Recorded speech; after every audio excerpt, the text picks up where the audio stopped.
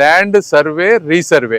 ఇది central government program. Jaganmohan Reddy గారి ప్రభుత్వం ఉన్నప్పుడే స్టార్ట్ అయింది. వాళ్ళు సర్వే రీసర్వే చేశారు. ఎందుకంటే మొట్టమొదటి సర్వే బ్రిటిష్ కాలంలో చేశారు. ఇప్పుడు వాటన్నిటిని మోడర్నైజ్ చేసి వన్ టైం డిజిటలైజ్ చేసి యాక్యురేట్ గా చేయాలనేది చాలా విలేజెస్ సర్వే చేశారు.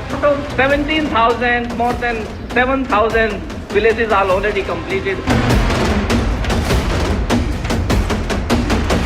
నీతి ఆయోగ్ దాన్ని ముందుకు తీసుకొచ్చారు.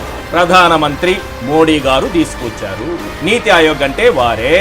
ఈ సర్వే చేసి డేటా అంతా కూడా సబ్మిట్ చేస్తే సెంట్రల్ గవర్నమెంట్ నుంచి ఇన్సెంటివ్ గా అంటే మంచి పని చేస్తే గవర్నమెంట్ డబ్బులు ఇస్తా ఉంది. ఆంధ్రప్రదేశ్ ఇందులో నంబర్ 1 గా ఉంది. 490 కోట్ల రూపాయలు మనం ఇది చేయడం వల్ల ఈసారికి ఇన్సెంటివ్ గా కూడా డబ్బులు తీసుకున్నాం.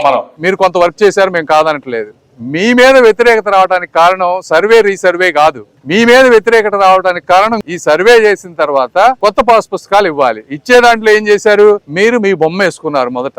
అందువల్ల మీ మీద వ్యతిరేకత వచ్చింది. ఏమయ్యా పెమ్మసాని, ఇప్పుడు నువ్వే చెప్తున్నావు కదా కేంద్రంతో కలిసి భూములు రీసర్వే జగన్ చేశాడు, ఆయన ఫోటో పెట్టడం వల్ల వ్యతిరేకత వచ్చింది అంటే ల్యాండ్ టైటిలింగ్ యాక్ట్ మంచిదనే కదా దానికి అర్థం. అంటే జగన్ గారు మీ భూముల్ని ఎత్తుకెళ్లలేదనే కదా అర్థం. అంటే మీరు తప్పుడు ఆరోపణలు చేశారని కదా దానికి అర్థం. రాజకీయంగా లబ్ధి పొందడానికి ఎలాంటి నీచమైన కార్యక్రమాలకైనా దానికి అర్థం.